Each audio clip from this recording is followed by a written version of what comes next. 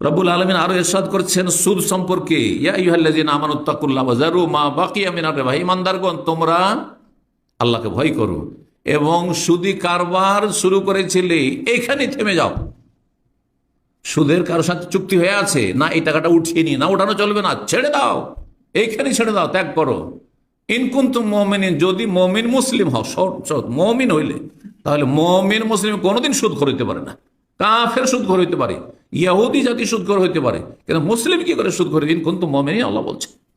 Fine লাম তাফআলু, যদি সুদি কারবার না ছাড়ো, সুদি লেনদেন না ছাড়ো, ফাযানু বিহারবি মিনাল্লাহি ওয়া রাসূল, আল্লাহর পক্ষ থেকে রাসূলের পক্ষ থেকে যুদ্ধের ঘোষণা শুনে নাও। আল্লাহর যুদ্ধের ঘোষণা কি আর রাসূলের যুদ্ধের ঘোষণা কি? কে বলতে পারে? হ্যাঁ, আল্লাহর যুদ্ধের ঘোষণা। আল্লাহ কেমন করে সুদখোর বিরুদ্ধে যুদ্ধ করেন? না, হইল না। আল্লাহর যুদ্ধ হচ্ছে আল্লাহ আযাব বালা মুসিবত দিয়ে তাকে সর্বনাশ করে দেবে।